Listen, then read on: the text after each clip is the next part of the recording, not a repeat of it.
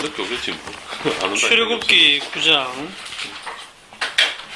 27절에서 35절, 출애굽기 31번째 시간 바로의 완악함이라는 제목으로 출애굽기 9장 27절에서 35절까지 교독을 하겠습니다. 바로가 사람을 보내어 모세와 아론을 불러 그들에게 이르되 이번은 내가 범죄하였노라. 여호와는 의로우시고 나와 나의 백성은 악하도다. 여호와께서 보여 이 우레소리와 우박을 그만 그치게 하라. 내가 너희를 보내리니 너희가 다시는 머물지 아니하리라. 모세가 그에게 이르되 내가 성에서 나가서 곧 내 손을 여호와를 향하여 펴리니 그리하면 우레소리가 그치고 우박이 다시 있지 아니할지라. 세상이 여호와께 속한 줄을 왕이 알리이다. 그러나 왕과 왕의 신하들이 여호와 하나님을 아직도 두려워하지 아니하는 줄을 내가 아나이다. 그때에 보리는 이삭이 나왔고 삼은 꽃이 피었으므로 삼과 보리가 상하였으나 그러나 밀과 쌀보리는 자라지 아니한 고로 상하지 아니하였더라. 모세가 바로를 떠나 성에서 나가 여호와를 향하여 손을 펴매 우레소리와 우박이 그치고 비가 땅에 내리지 아니하니라. 바로가 비와 우박과 우레소리가 그친 것을 보고 다시 범죄하여 마음을 완악하게 하니 그와 그의 신하가 꼭 같더라. 다 같이 바로의 마음이 완악하여 이스라엘 자손을 내보내지 아니하였으니 여호와께서 모세에게 말씀하심과 같더라. 아멘. 오늘 제목이 이 바로의 완악함입니다. 34절에 보면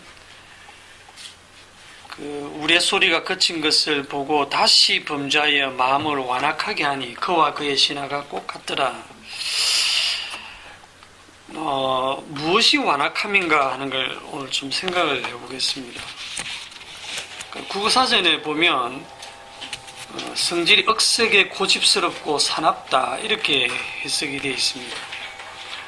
바로가 계속 고집을 피우면서 하나님의 말씀을 불순종하고 이스라엘 백성들을 보내지 아니하고 있다. 그렇게 우리가 이해를 할 수가 있죠. 그러면 오늘 말씀이 끝났느냐? 그건 아니고 바로의 완악함 그 깊이를 한번 좀 생각해 보려고 합니다. 27절과 28절에는 바로가 내가 범죄했다. 내가 이번은 정말 잘못했다. 여호와는 의로우시고 나와 내 백성은 악하다. 여호와께 좀 기도해서 이 우레소리와 우박을 그만 그치게 해라. 내가 너희들을 보내주겠다. 다시는 너희들을 머물게 하지 않겠다. 이렇게 얘기를 해요. 그럴 때 이제 모세가 당신 말대로 내가 하겠는데 내가 나가자마자 곧 내 손을 들어서 여호와를 향하여 펴면 이 우레소리와 우박이 그치고 다시 있지 않음으로써 세상이 여호와께 속한 줄을 왕이 알리다 이랬거든요. 그러니까 개국 이래 없었던 그런 우박의 재앙이 있었고 그걸 또 모세가 바로 기도하면 바로 그치는 것을 통해서 이 세상이 여호와께 속한 것이 속한 줄을 왕이 알 것입니다. 이렇게 얘기를 했어요. 그러나 모세가 또 뭐라고 말하냐면 여전히 아직도 왕과 왕의 신하들이 여호와를 두려워하지 아니할 줄을 내가 아나이다. 그렇게 얘기를 했어요.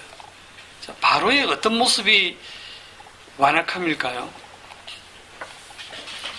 오늘 구절을 가지고 연기를 지으면 세상이 여호와께 속한 줄을 알게 하는 그런 사건들이 계속 연이어 일어남에도 불구하고 여전히 여호와를 두려워하지 않는 그 마음이다. 이렇게 볼 수 있겠죠.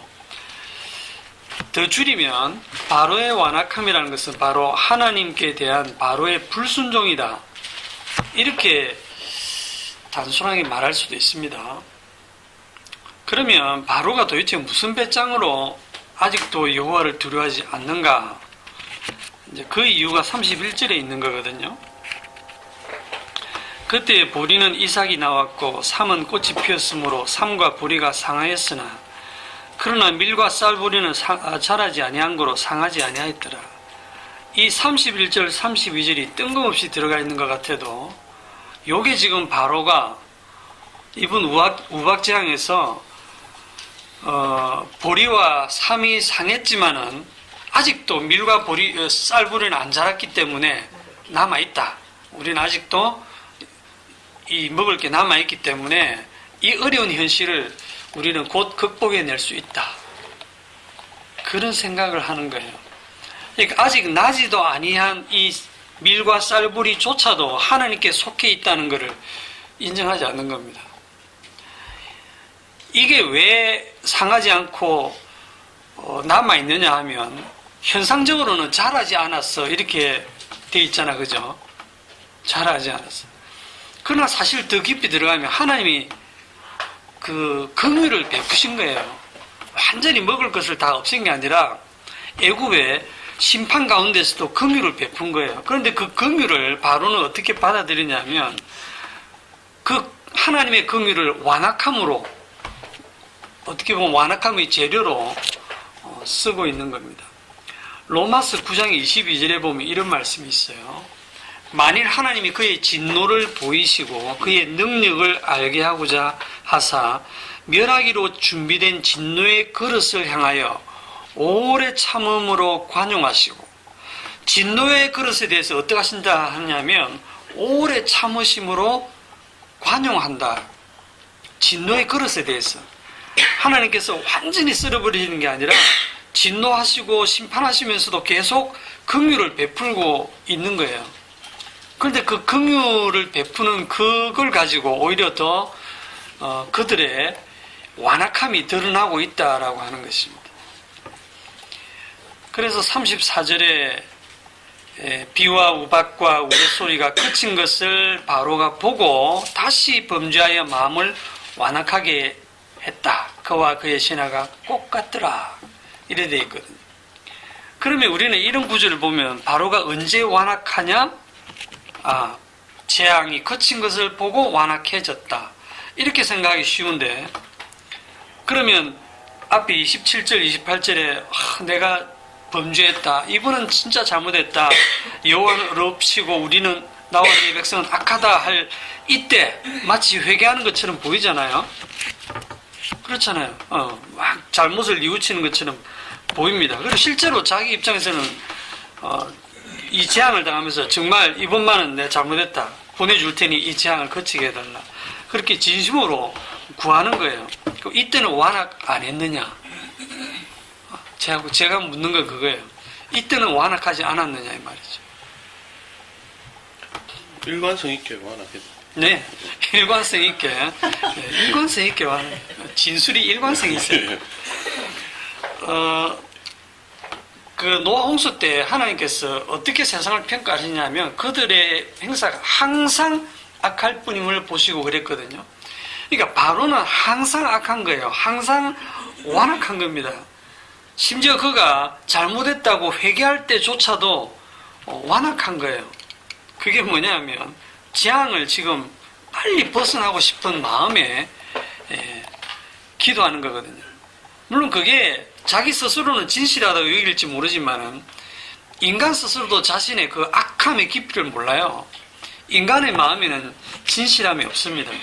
그냥 고통을 당하면 빨리 그 고통을 어떻게든 벗어나고 싶어서 기도하면 벗어날 수 있다면 기도할 거고, 뭐 헌금해서 벗어날 수 있다면 헌금을 할 거고, 무슨 일을 했으라도 내 지금 이 현재의 어려움과 고통을 빨리 벗어나고 싶다는 게 인간들이거든요.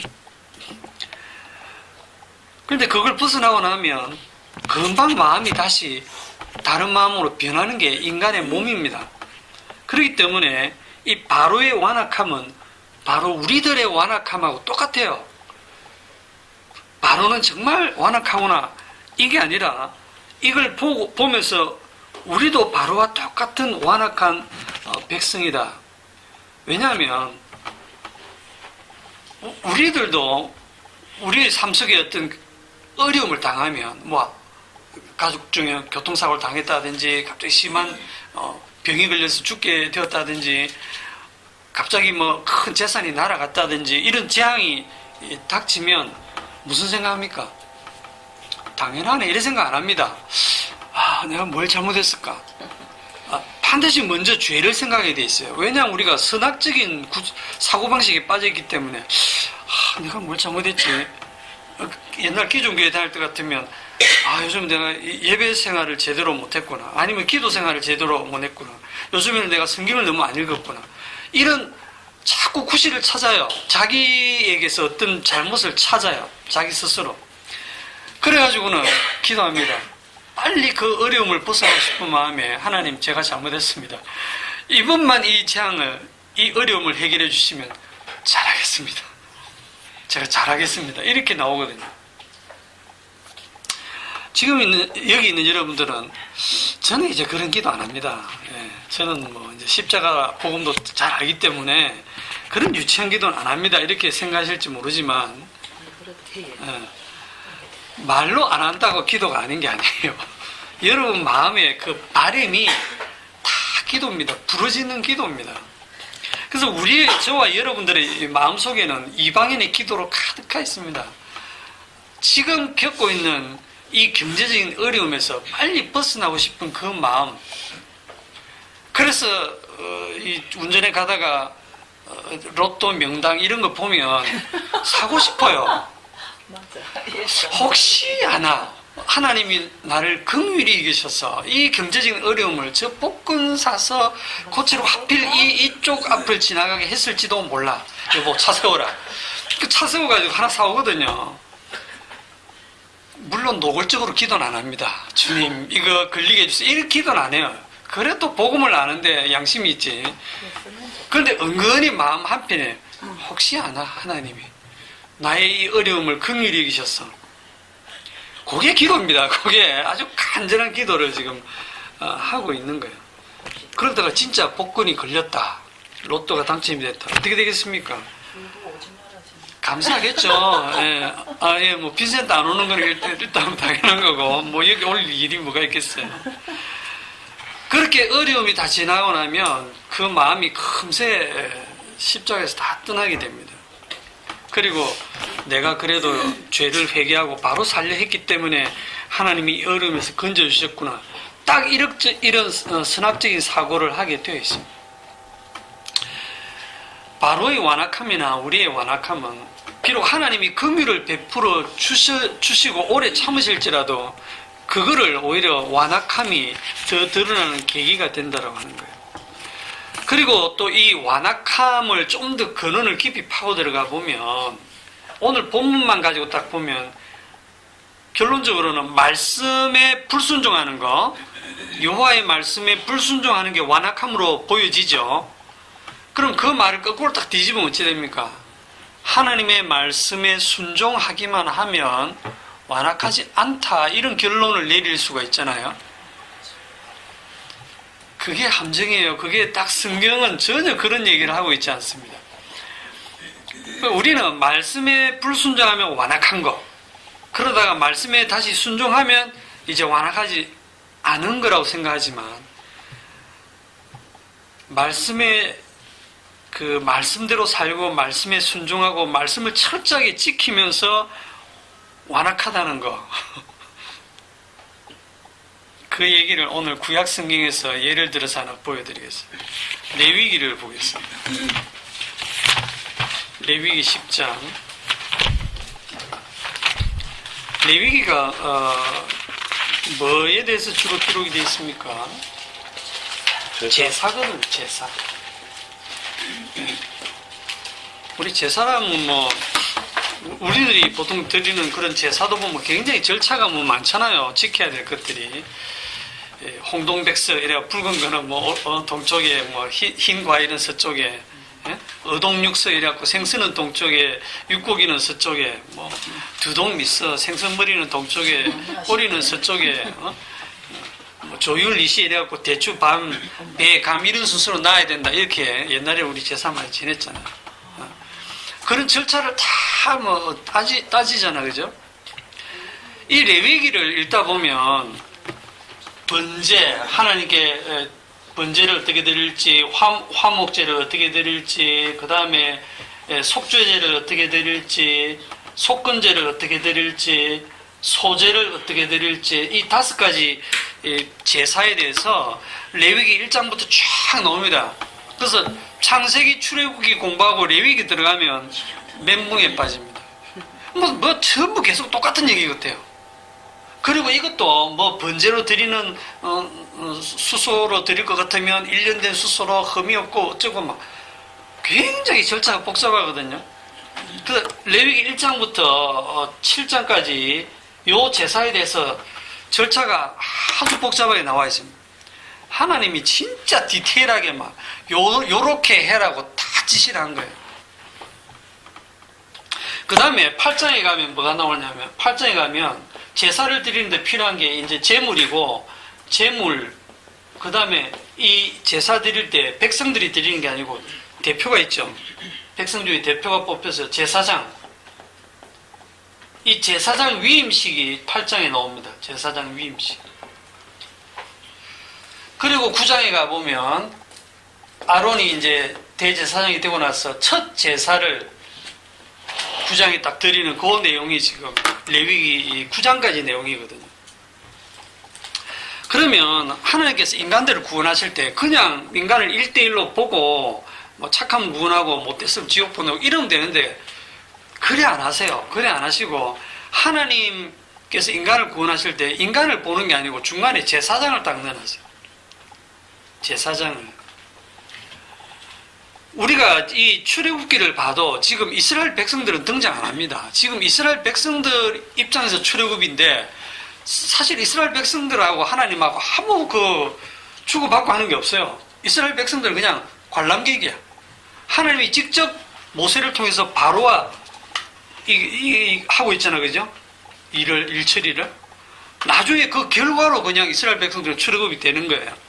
지금 출애굽한 후에는 모세가 싹 비껴나고 모세 대신에 이제 아론이 대제사장 직분을 이어받으면서 이제 제사를 통해서 시내산에서 계시던 그 불 가운데 계시던 그 하나님이 백성들 가운데 들어오잖아요.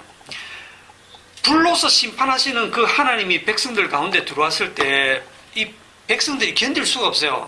그러니까 죄인인 인간과 거룩한 하나님이 공존할 수가 없는데 공존하는 방식이 뭐냐면 하나님이 성전 안에 딱 계시고 성소에 계시고 그래서 성소 또는 성막 그 이후에 가면 성전이 되고 성소에서 제물을 정결한 제물을 잡아서 제사를 지는 제사장 요 3가지를 통해서 제사가 계속 매일 드려집니다. 매일 희생제물의 그 향이 올라가면서 그 제사를 통해서 하나님이 이 주변의 죄인들을 다 죽이지 않고 지금 하나님과 그 죄인인 이스라엘이 동행하는 그런 모습이에요. 그리고 이 제사장을 딱 세운 이유는 제사장을 바라보라는 거예요. 제사장을 통해서 제사장이 잘하면 너희들이 살고 제사장 못하면 너희들이 죽고 제사장 하나를 통해서 지금 하나님 일을 하시는 거예요. 이 제사장 위임식 하는데 7일 동안 합니다. 7일 동안 계속 그 복잡한 제사를 완벽하게 드려내야 돼요. 이 위임식이란 말에서 오늘날 담임 목사 위임식 이런 거 하잖아요. 그죠? 담임 목사는 위임식 그런 게 없어요. 그 성경에서 단어를 채용해 왔다 해서 성경적인 게 아닙니다. 예. 담임 목사는 그 이스라엘 사람도 아니고 이스라엘 사람이라 해서 아무나 제사장 되는 게 아니라 그 중에 레위 지파 중에서도 아론 가문만 제사장이 되고요. 나머지 레위 지파 사람들은 성전에서 여러 가지 잡다한 그런 제사장 도와주는 일을 해요. 자, 그러면 사실 레위기를 다 읽어야 되지만 다 읽을 수는 없고 다 읽으면 지금 벌써 멘붕에 빠져가지고 몇 군데 이제 중요한 포인트만 읽고 넘어가겠습니다. 8장 이제 제사장 위임식 하는 모습.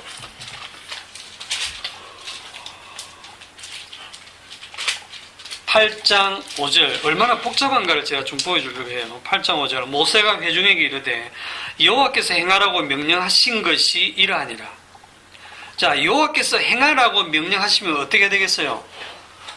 행해야죠, 당연히. 그래서 모세가 아론과 그의 아들들을 데리다가 물로 그들을 씻기고 아론에게 속옷을 입히며 띠를 띄우고 겉옷을 입히며 에봇을 걸쳐 입히고 에봇에 장식띠를 띄워서 에봇을 몸에 메고 흉패를 붙이고 흉패에 우림과 둠밈을 넣고 그 머리에는 관을 씌우고 그 관 위에 전면에는 금패를 붙이고 곧 거룩한 관이라 여호와께서 모세에게 명령하신 것과 같았더라. 제사장이 입는 의복도 아무거나 정장해가 와라 이게 아니고 하나님이 딱 정해준 옷이 있어요. 규격이 다 있고 무슨 재질로 짜야 되고 거기에 무슨 금태를 붙이고 무슨 띠를 해야 되고 7개 12개 보석으로 된 흉패를 붙이고 다 지시를 해준 그대로 해요. 이거 하나라도 어기면 안 돼요. 그렇게 해서 33절에 가면 8장 33절 위임식은 1회 동안 행하리니 행하나니 7일이죠. 위임식이 끝나는 날에 1회 동안은 회막문에 나가지 말라. 오늘 행한 것은 여호와께서 너희를 위하여 속죄하게 하려고 명령하신 것이니 너희는 7주야를 회막문에 머물면서 여호와께서 지키라고 하신 것을 지키라. 그리하면 사망을 면하리라. 안 죽을 거다 이 말이죠. 내가 이같이 명령을 받았느니라. 아론과 그의 아들들이 여호와께서 모세를 통하여 명령하신 모든 일을 어떻게 했다? 준행하니라. 다 했단 말이에요. 이렇게 해서 속죄를 위한 제사장 위임식이 끝났어요. 완료가 딱 됐습니다. 그 다음에 9장으로 넘어가거든요. 1절 8째 날에 모세가 아론과 그의 아들들과 이스라엘 장로들을 불러다가 아론에게 이르되 속죄제를 위하여 흠없는 송아지를 가져오고 번제를 위하여 흠없는 순양을 여호와 앞에 가져다 드리고 이스라엘 자손에게 말하여 이르기를 너희는 속죄제를 위하여 염소를 가져오고 또 번제를 위하여 1년 되고 흠없는 송아지와 어린 양을 가져오고 벌써 정신없죠. 이 정도 읽으면 또 화목제를 위하여 여호와 앞에 드릴 수수와 순양을 가져오고 또 기름 섞은 소제물을 가져오라 하라. 오늘 여호와께서 너희에게 나실 것임이니라 하며 그들이 모세가 명한 것을 회막 앞으로 가져오고 온 회중이 나와 여호와 앞에 선지라. 모세가 이르되 이는 여호와께서 너희에게 하라고 명령하신 것이니 이거 다 하면 뭐가 나타난다? 여호와의 영광이 너희에게 나타나리라. 자, 여호와의 이제 영광이 나타날 것이다 하고 지금 어떤 상황이냐면 제사장 위임식 다 끝나고 온 백성을 회중을 회막 앞으로 모아놓고 9장에서 첫 제사를 딱 드리면서 모세가 하는 말이 이제 여호와의 영광이 나타날 것이다. 그렇게 지금 얘기하고 있습니다. 22절 그렇게 해서 22절에 아론이 백성을 향하여 손을 들어 축복함으로 속죄제와 번제와 화목제를 마치고 내려오니라. 완성했어요. 제사까지 이제 다 끝났어요. 모세와 아론이 회막에 들어갔다가 나와서 백성에게 축복하며 여호와의 영광이 온 백성에게 나타나며 불이 여호와 앞에서 나와 제단 위에 번제물과 기름을 사른지라 온 백성이 이를 보고 소리 지르며 엎드렸더라. 와, 장관이죠. 이거 그냥 제사가 아니고 속죄제, 번제, 화목제를 다 마치고 내려온 다음에 모세와 아론이 나와서 백성에게 축복기도 딱 하는 순간 여호와의 영광이 나타났대요. 어떻게 나타난지 불이 여호와께로부터 나와서 번제물과 기름을 확 사른 겁니다. 엄청난 광경을 백성들이 보고 너무 놀라서 엎드린 거죠. 시내산 꼭대기에 있던 그 불이 지금 우리 가운데 와가지고 제물을 태운 겁니다. 이게 여호와의 영광이에요. 희생제물을 다 태워 죽인 게 여호와의 영광으로 나타난 겁니다. 그런데 엄청난 사건이 터져요. 10장 1절에 10장 1절에 아론의 아들 나답과 아비후가 각기 향로를 가져다가 여호와께서 명령하시지 아니하신 다른 불을 담아 여호와 앞에 분향하였더니 불이 여호와 앞에서 나와 그들을 삼키며 그들이 여호와 앞에서 즉사했어요. 여러분, 제사장 위임식 다 끝나고 7일 동안 다 끝나고 마지막 8일째는 또 첫 제사를 완벽하게 다 드리고 축복기도 해서 하나님의 영광이 나타나고 막 축제 분위기 그런 축제 분위기에서 아론의 첫 아들이 4명인데 그 중에 첫째 아들, 둘째 아들 나답과 아비후가 향로를 가지고 자기 향로라는 게 이제 불 담아 옮기는 그릇이에요. 거기 담아서 그 분향하려고 들어갔다가 여호와께로부터 불이 나와서 그들을 삼켜서 즉사했습니다. 오늘날 치면 목사집에 아들이 4명인데 첫 아들, 둘째 아들이 예배 잘못됐다 그 자리에서 즉사했다는 거예요. 벼락 맞아 죽었다니까. 예. 정말 안 은혜스럽죠. 우리가 생각하는 은혜스럽다고 하는 거는 하고는 거리가 너무 멀어요. 이거 해석이 신약성경에서는 불의한 청지기 해석하는 것처럼 여기가 어려운 겁니다. 이거 여러분들이 인터넷에서 찾아보세요. 얼마나 해석들이 어떻게 해석해 놨을까요? 여러분들이 한번 해석을 해보세요. 이 사건을. 나답과 아비가 왜 죽었을까요? 우사처럼 하나님 기준에 맞지 않았기 때문에 죽었다 이렇게 알고 있잖아요. 하나님의 기준에 맞지 않았기 때문에 죽을 것 같으면 다 죽었어요. 그러니까. 다 죽어요. 문장 안에서는 뭐 다른 불 때문에 네, 다른 불을 들여서 죽었다는 게 구실입니다. 구실.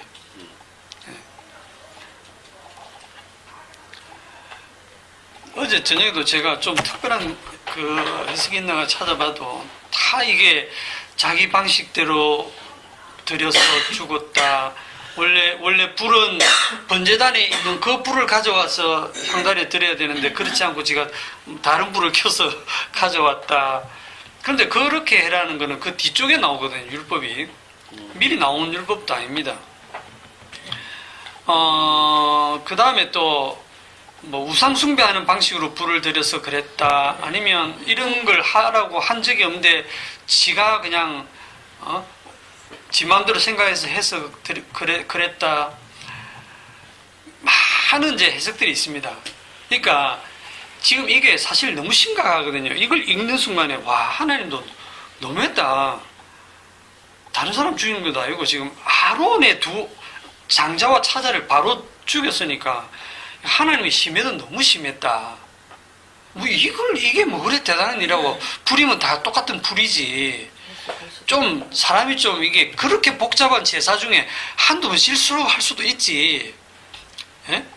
제사상을 뭐 홍동백서해야 될 게 백동홍서 이게 바뀌어가지고 죽은 것처럼 너무 사소한 거 가지고 죽인 게 아니냐. 그래서 뭐 이 칼빈부터 해갖고 많은 신학자들이 이게 얘들이 지은 죄가 상당히 심각한 죄라는 걸 계속 강조를 해요. 근데 제가 볼 때는 심각한 게 하나도 없어요. 얘들이 한 행동이. 그러니까 우리들은 이걸 어떻게 해석하느냐 하면 나답과 아비후가 제사 잘못 드렸다. 행동을 잘못했다. 그래서 죽었다. 결론. 우리는 저렇게 하지 말자. 우리는 하나님께서 말씀하신 대로 제사를 바로 드리자. 그렇게 해서 죽음을 면하자. 그렇게 해석하는 게 99%예요. 왜 그렇게 해석하냐면 성경이 그런 식으로 기록되어 있거든요. 그런 식으로 기록되어 있기 때문에 그렇게 해석할 수밖에 없어요. 그런데 3절을 한번 보세요. 뭐라고 되어 있는지. 모세가 아론에게 이르되 이는 여호와의 말씀이라 이르시기를 나는 나를 가까이 하는 자 중에서 내 거룩함을 나타내겠고 온 백성 앞에서 내 영광을 나타내리라 하셨느니라. 아론이 잠잠하니. 이게 무슨 뜻입니까? 하나님을 위해서 죽였네. 응? 하나님 영광을 위해서 죽였네.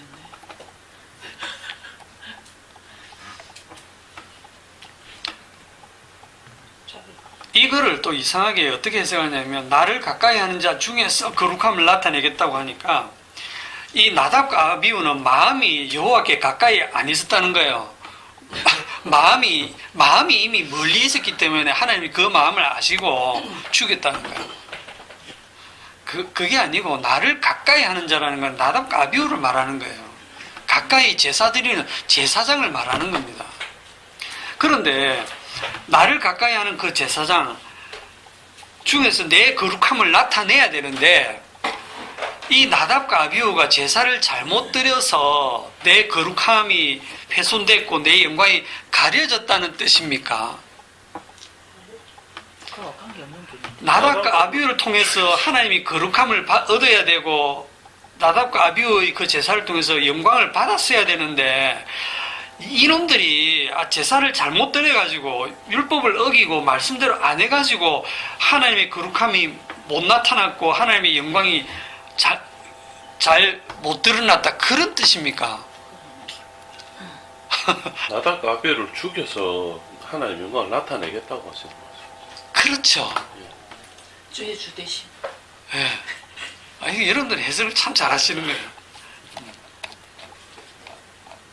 그런데 그렇게 사람들이 해석을 안 한다니까요. 그러니까 이 3절 말씀을 잘 읽어보면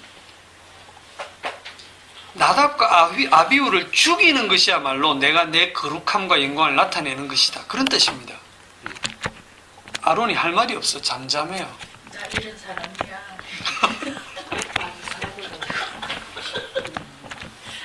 그래 알았어. 사람은 아니고. 쉽게 말해서 하나님께서 이미 나답과 아비후를 죽여서 영광 받으시기로 작정하시고 그 죽는 역할로 그들을 사용을 하신 거예요. 율법을 주시고 어기게 하시고 심판하심으로써 그것을 통해서 하나님께서 당신의 거룩과 영광을 드러내는 도구로 사용을 하셨다는 거예요. 이렇게 얘기를 하고 나면 무지무지 당황스럽죠. 듣는 사람들이. 사람들은 어떻게 생각하냐면 나답과 아비후가 여호와께서 명령하지 아니한 다른 불을 들여서 죽었지. 그러니까 그런 다른 불을 들이지 않고 명령한 불만 들였으면 안 죽었을 것이 아니냐. 그래서 우리가 제사만 바로 드렸으면 죽지 않겠네.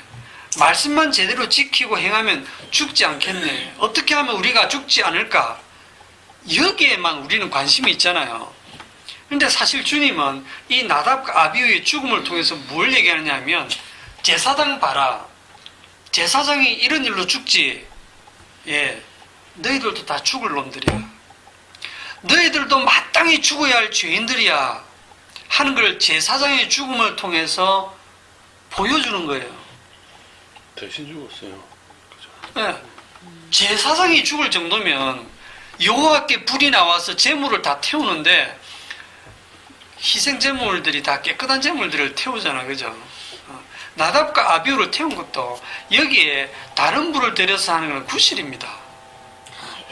다른 불 안 들였으면 또 다른 이유로 죽이셨을 거예요. 그렇게 해서 주님은 당신의 영광을 거룩함을 나타내신다니까요.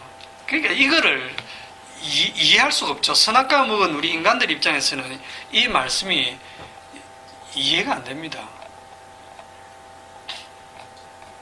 4절에 보시면 모세가 아론의 삼촌 우시엘의 아들 미사엘과 엘사반을 불러 그들에게 이르되 나와 너희 형제들을 성수 앞에서 진영 밖으로 메고 나가라 하며 그들이 나와 모세가 말한 대로 그들을 옷 입은 채 진영 밖으로 메어내니 모세가 아론과 그의 아들 엘라살과 이다말에게 이르되 너희는 머리를 풀거나 옷을 찢지 말라. 그리하여 너희가 죽음을 면하고 여호와의 진노가 온 회중에게 미침을 면하게 하라. 오직 너희 형제 이스라엘 온 족속은 여호와께서 치신 불로 말미암아 슬퍼할 것이니라. 여호와의 관유는 기름 부음입니다. 너희에게 있은즉 너희는 회막문에 나가지 말라. 그리하면 죽음을 면하리라. 그들이 모세의 말대로 하니라. 여기 보면 계속 모세가 이렇게 해야 죽음을 면한다, 이렇게 해야 죽음을 면한다는 식으로 얘기하고 있죠. 엄청나게 지금 단도리를 하고 있어요. 왜? 또 죽으면 안 되거든요. 지금 나답과 아비후가 잘못해서 죽었으니까 너희들은 형제가 죽었다 해가지고 슬퍼하거나 옷을 찢지 말고 머리를 풀지 말고 제사장은 그렇게 하면 안 되거든요. 그렇게 하지 말고 또 여기서 나가지 말고 그렇게 해서 여호와의 진노가 온 회중에게 미치지 않도록 해라. 그렇게 하거든요. 그러면 이게 어떻게 되냐면 제사장 선에서 제사장 선에서 이 재앙이 딱 마무리되고 온 회중에게는 재앙이 안 미치는 겁니다. 제사장을 바라보라는 게 그거예요. 제사장 선에서 재앙을 마무리 짓는 겁니다. 제사장 선에서.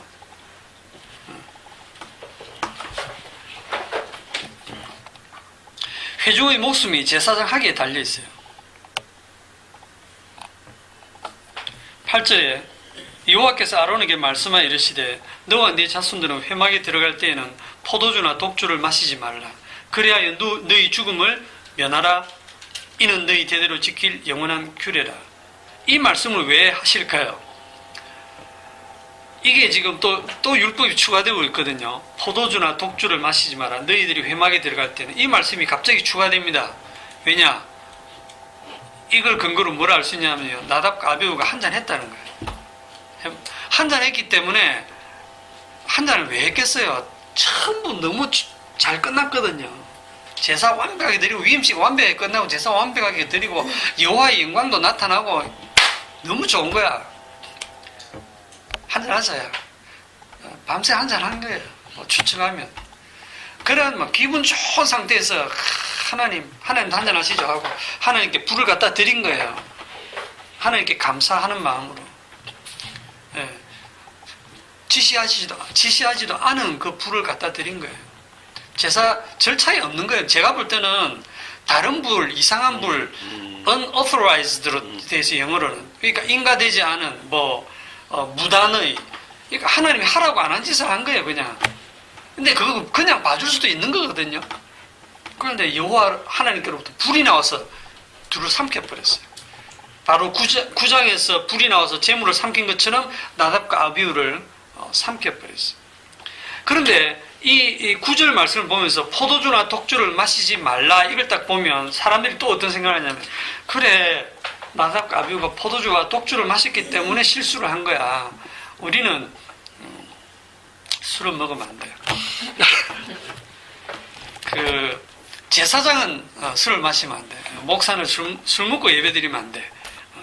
이제 이게 막 확장되면 예배 드리러 올 때는 술 먹으면 안 되겠죠, 그죠? 술 냄새도 나고 술 취하면 안 되고. 그러니까 술을 마시고 거룩한 제사에 참석하면 하나님의 거룩함을 훼손하고 영광을 가리게 된다. 이렇게 나가면 다시 얘기가 원점이 되죠. 왜 원점이 되냐면 계속 이 제사장이 하는 걸 보면서 뭘 생각하냐면 이들이 한 잘못한 행동을 우리는 반복하지 말자 이렇게 나가거든요. 그게 이 취지를 전혀 모르는 거예요.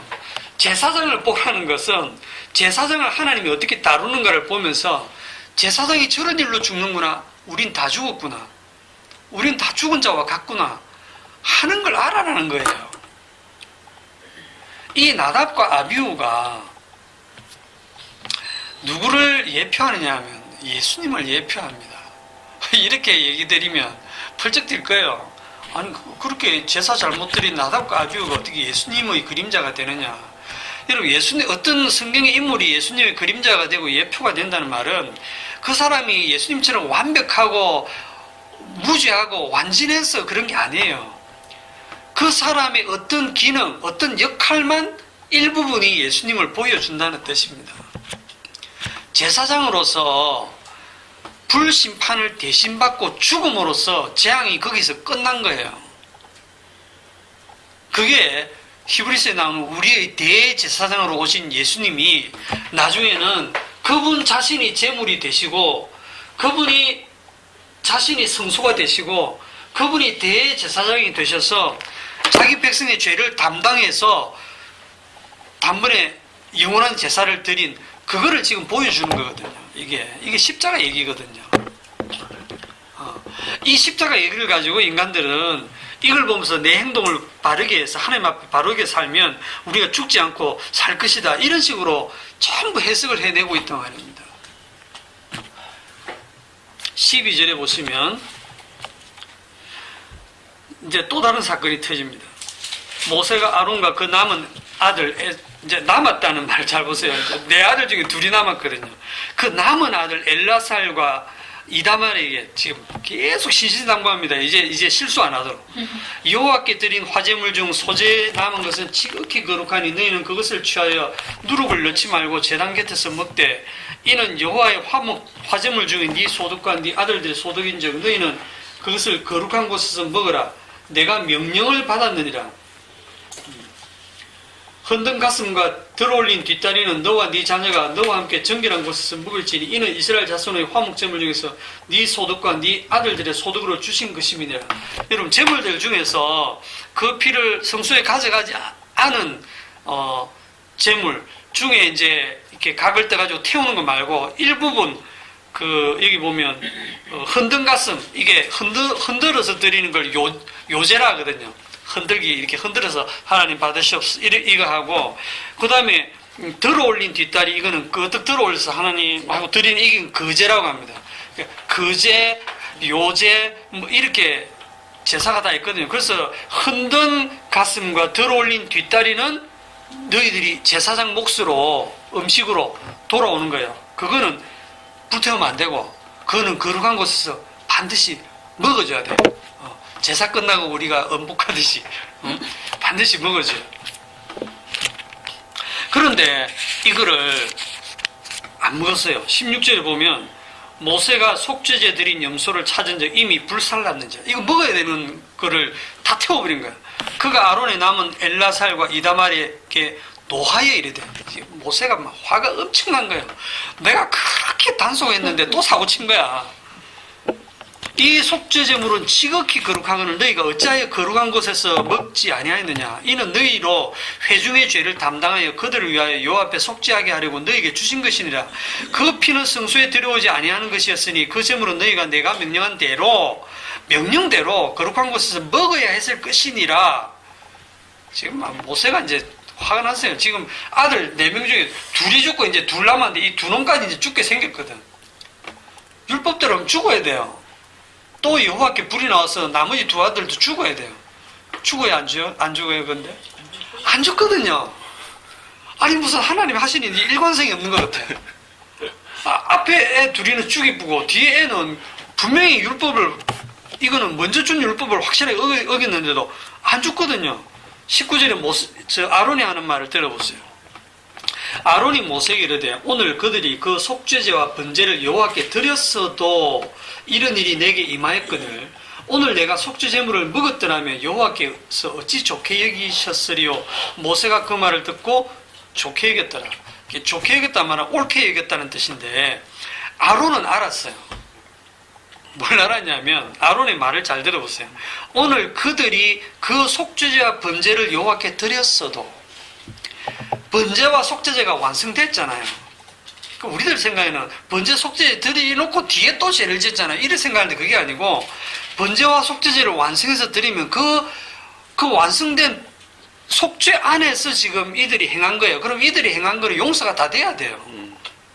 죽으면 안 됩니다. 이들은.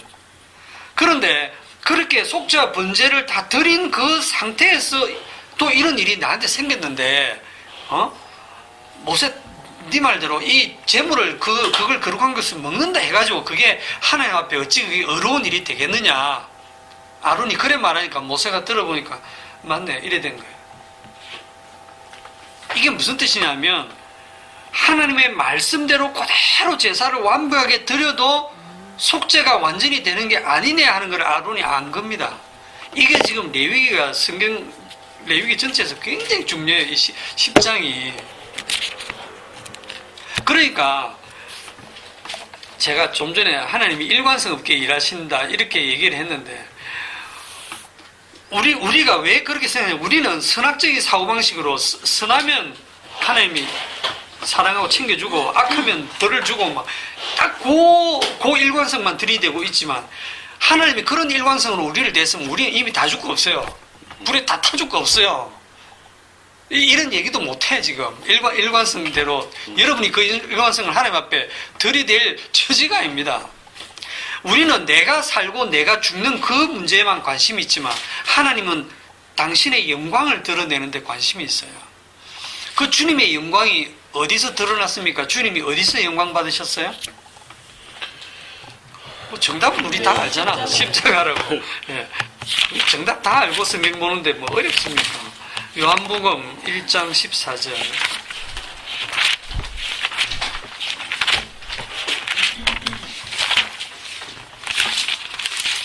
요한복음 1장 14절에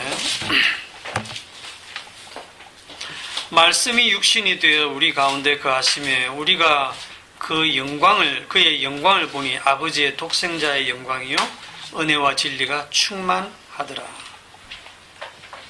17절 율법은 모세로 말미암아 주신 것이요 은혜와 진리는 예수 그리스도로 말미암아 온 것이라. 자, 율법은 모세를 통해 주신 것인데, 그러니까 모세는 율법 전문가입니다.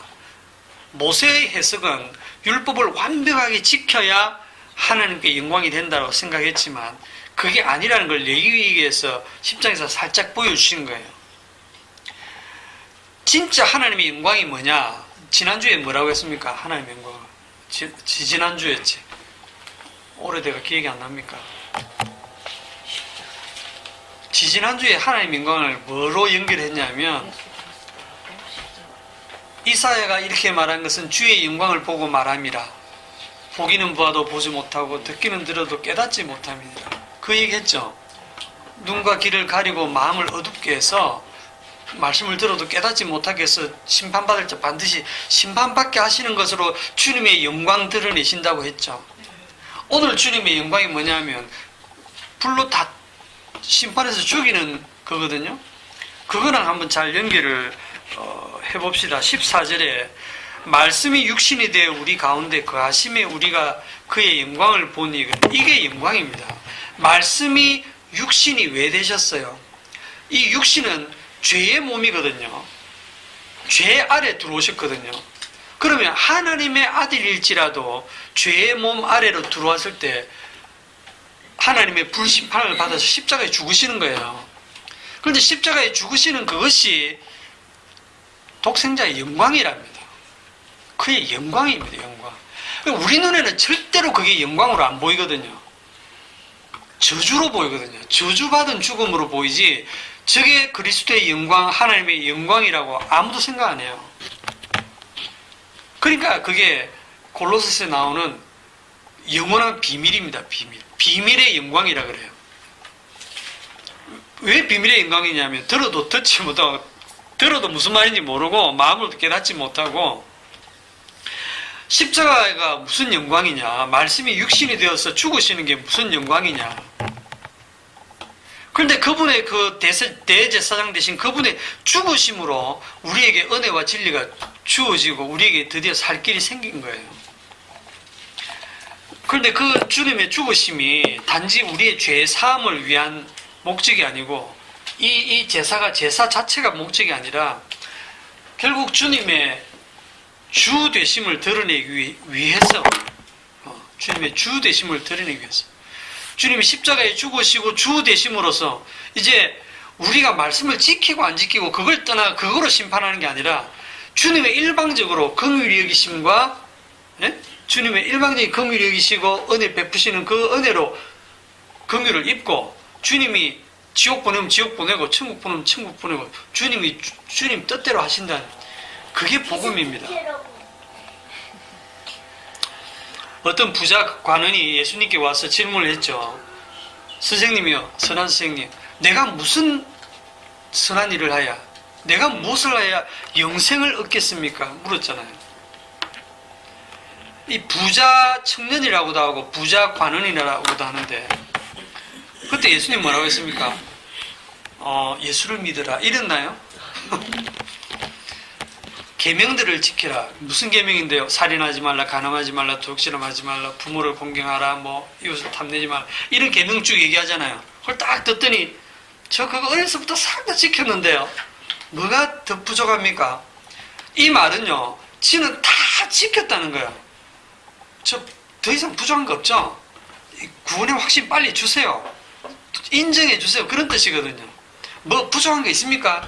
했더니 주님이 네가 부족한 게 있다고 한 가지 더 하죠. 그게 뭡니까? 네 재산을 다 팔아 가는 자들한테 주고 나를 따르라. 그거 지킬 수 있어요, 없어요? 그 부자가 못 지키는 거예요. 여러분, 그 예수님이 하신 그 말씀은 구약의 율법책이 없습니다. 없는데 주님이 말씀하시는 순간 그게 법이 된 거예요. 예수님이 입법자입니다. 입법자. 예수님 입에서 말씀이 딱 나오면 그게 법입니다. 그분이 기준이다. 지금 그 청년이 정말 아무것도 모르는 거예요. 지는 지금 구약에 있는 율법 다 지켰다는 거예요. 맞아요. 어렸을 때부터 다 지켰어요. 다 지켰으니까 나는 구원받아 마땅하죠. 영생 얻어 마땅하죠. 그렇죠? 이러는데 주님이 한 가지 율법 더 주는 거예요. 못 지킬 거. 예, 못 지킬 거 딱 하나 준 거예요. 그러면 이 중에 또 그러면 나는 내 재산 다 팔아서 가난한 자들한테 주고 예수님 따르면 되지요 하고 나선 놈이 있으면 예수님이 또 하나 더 줄 거예요. 딱 걔가 못 지킬 거. 알겠습니까? 절대 못 지킵니다. 그리고 예수님 뭐라고 하냐면 이제 그 사람 돈이 많아서 근심하다가 떠나가 버렸잖아요. 부자가 천국 가기가 낙타가 바늘기 들어가는 것보다 더 어렵다. 그렇게 일을 하죠. 그러니까 제자들이 너무 놀란 거예요. 자기들이 부자라서 놀란 게 아니에요.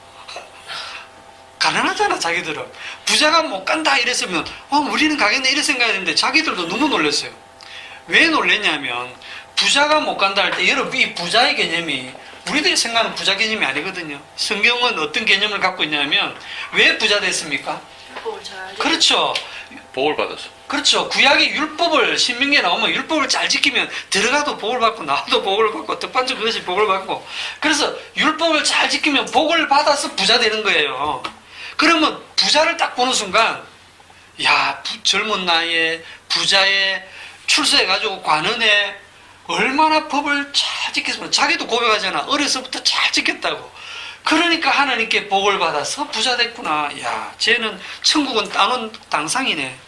그런데 예수님이 낙타가 바늘기 들어가는 것보다 더 어렵다 이렇게. 그러면 이렇게 율법을 잘 지킨 이 부자가 천국 못 가면 우리는 이래 된 거예요. 그러니까 놀란 거예요. 이 말씀은요, 부자는 천국 못 가고 가난하면 간다 그런 뜻이 아니잖아요. 아무도 못 간다. 아무도 율법을 지켜서 의롭게 되어서 갈 육체는 아무도 없다는 겁니다. 왜냐하면 입법자께서 법을 계속 추가하거든요. 문제는 여러분 신구약 성경이 모든 말씀이 하나님의 말씀이 다 법으로 되어 있습니다. 명령법으로 하라 하지 말라. 딱 그 법을 주시는 이유가 뭐냐면 우리의 선악 구조에 딱 맞게 하라 하지 마라 그러면 우리는 예 하겠습니다. 예 안 하겠습니다. 그래갖고 천국 못 간다는 거예요.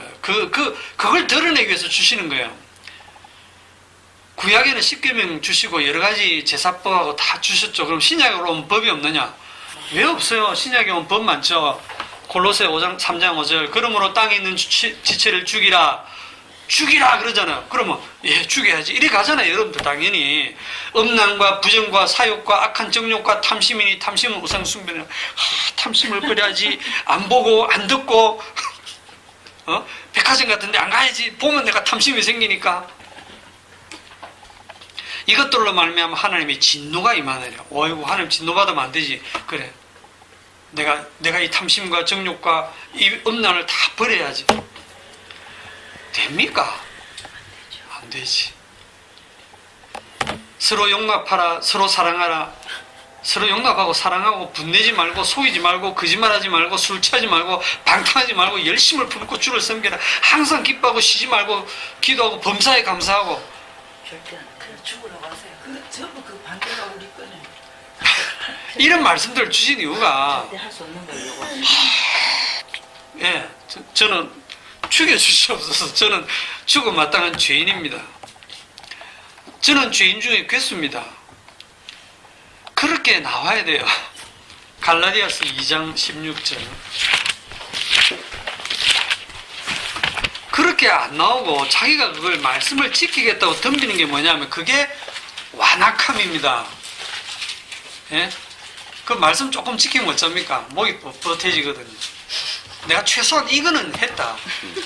하나님께 내가 다른 건 다 못했는데 요 정도는 했습니다라고 바닥에 고개를 세워서 하나님께 할 말이 생겼거든요. 그게 하나님 앞에 완악함이에요. 갈라디아서 2장 16절 한번 읽어보세요. 사람이 어렵게 되는 것은 율법의 행위로 말미암이 아니요 오직 예수 그리스도를 믿음으로 말미암은 줄 아니요 우리도 그리스도 예수를 믿나니 이는 우리가 율법의 행위로서가 아니고 그리스도를 믿음으로써 어렵다함을 얻으려 함이라. 율법의 행위로서는 어렵다함을 얻을 육체가 없느니라. 네, 길다 그죠. 사람이 의롭게 되는 것은 율법의 행위로 말미암음이 아니에요. 율법의 행위하면 구약에 있는 모든 율법을 지켜서 의롭게 될 수 없다. 이게 신약으로 오면요, 예수를 믿으라 그래야만 구원을 얻으라 그러면 우리 예수 믿겠다고 덤벼들거든요. 내가 예수 믿겠다고 덤벼드는 그게 내 율법의 행위입니다.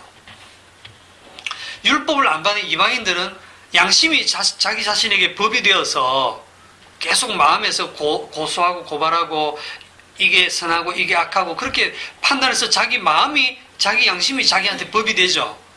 그 법에 매여서 이 법을 지켜서 어렵게 될 육체가 있다 없다?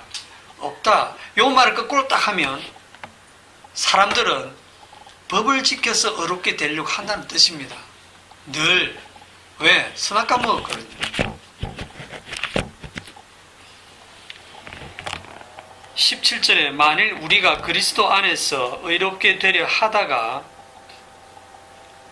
죄인으로 드러나면 그리스도께서 죄를 조장하는 자냐? 그럴 수 없느니라. 이게 무슨 뜻이냐면 그리스도 안에 있으면 의롭죠. 그냥 내가 의롭게 되려고 할 필요가 없어요. 그런데 이 갈라디아에 있는 교인들 중에 그리스도 안에서 의롭게 되려고 하는 거예요. 그냥 그리스도 안에 있으면 그걸 의롭다고 인정해 주시는데 주님이 그리스도 안에서 왜 의롭게 되려고 하면 그리스도 안에만 있는 걸로는 부족해.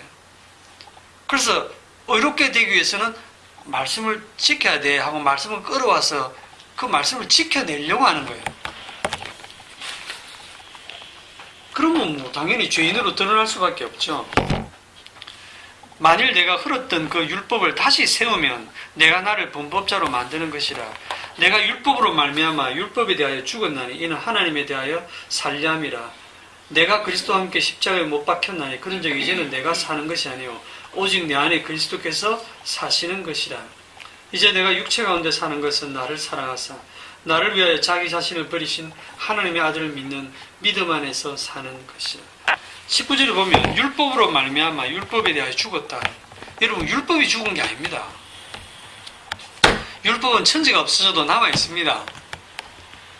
누가 죽습니까? 내가 죽었어요. 율법에 대해서 율법으로 말미암아 율법에 대해서 죽은 거예요. 예수 그리스도의 대속의 죽음으로 예수 그리스도 안에서 율법에 대해서 이제 죽음으로써 율법으로부터 노임을 받는 거예요. 죽은 자가 되었기 때문에. 누가복음 15장에 보면 탕자의 비유가 있잖아요. 거기 보면 그 첫째 아들, 둘째 아들이 탕자죠. 첫째 아들이 나중에 둘째 아들 자기 동생이 돌아와서 아버지가 막 잔치를 베푸는데 이것도 참 이해가 안 가잖아요. 뭐 자랑스럽다고 잔치 베풉니까? 둘째 아들이 어디 뭐 장원급제하고 안면사라도 대가 돌아오든지 무슨 크게 부자가 돼서 돌아오면 동네 잔치 베풀겠는데 이거는 뭐 아버지 재산 다 틀어먹고 산 거지가 돼가 돌아왔는데 뭐 자랑스럽다고 잔치를 합니까? 이거 우리 상식하고는 완전히 어긋나죠. 그런데 잔치를 베풀었어요. 그런데 밭에서 일하던 이 큰아들 참 얼마나 착합니까? 아버지의 그 일을 돕기 위해서 밭에서 하루 종일 일하고 딱 돌아와서 잔치 소리를 듣고 이게 무슨 일이냐? 당신의 동생이 지금 돌아와서 아버지가 잔치를 베풀었다. 그 말을 듣고 이 형이 아버지에 대해서 노하죠. 왜 노합니까? 노하는 이유가 뭡니까? 자기 행위 때문에. 내가 열심히 살았는데.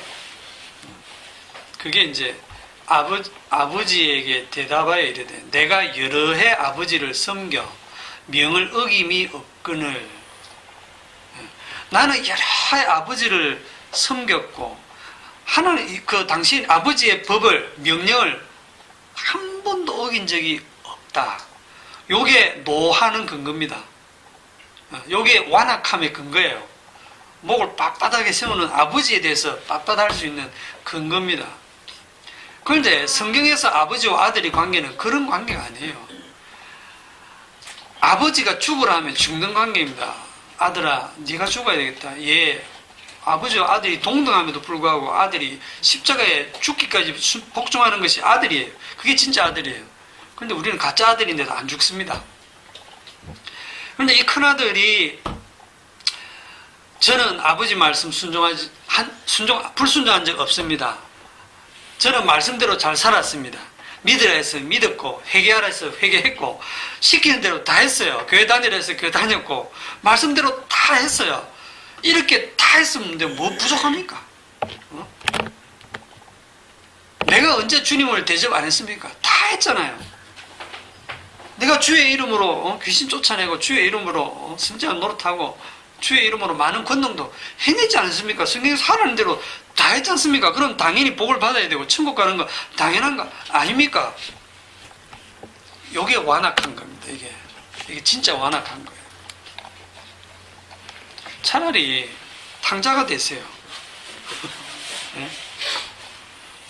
탕자가 돼서 불의한 청지기처럼 아버지의 재산을 다 탕진하고 낭비하고 허비하고 돌아와야 돼요. 죄인으로 완전히 드러나서 저는 더 이상 이제 아들이라고 할 자격이 없습니다. 저는 아들 아닙니다. 그냥 종으로 여겨주세요. 할 때 그를 하나님의 아들로 받으시는 거예요. 그렇게 탕자가 되었을 때 진짜 아버지의 긍휼을 아는, 아버지의 긍휼을 드러내는 진짜 아들이 되는 것입니다. 완악한 게 뭐냐? 뭡니까 완악한 게? 오늘 얘기의 결론이 큰아들처럼 내가 말씀대로 싹 다 했다는 거. 절대로 우리 육체는 하나님의 말씀을 다 지켜서 의롭게 될 수 없는데, 제가 요거 구절에 있는 거 다 지켰잖아 하면 주님이 또 뭐라 하겠어요? 요거 해봐라. 절대 못 지킨다니까요. 못 지킨다는 걸 알아라고 말씀을 주셨는데, 인간들은 왜 자기 주제를 모르고 자꾸 이걸 지키겠다고 덤벼드느냐는 거죠. 그러면 우리는 말씀을 아예 안 봐야 되냐? 아니고, 보면서 내가 얼마나 큰 죄인인가. 이 하나님의 아들이 십자가에 죽는 죽음을 보고 내가 마땅히 죽을 존재구나 하는 걸, 내가 죄인 중에 괴수인 거구나 하는 걸 여러분 일생을 통해서 알아가야 되는 거예요. 그게 우리가 아직도 이 땅에 남아있는 이유가 되겠습니다. 기도합시다. 하나님 아버지, 우리의 행함을 보지 아니하시고 우리의 대제사장이 되시는 예수님으로 말미암아 우리를 용납하시는 것을 감사합니다. 우리의 남은 일생 동안에 왜 나의 행위가 아니고 오직 주님이 행하신 그 공로만, 그 십자가의 피만이 가치가 있고 주님만이 우리의 대제사장이 되실 수밖에 없다고 하는 그 사실을 깨달아가는 우리의 인생이 되게 하여 주옵소서. 예수님 이름으로 기도합나이다. 아멘. 수고하셨습니다.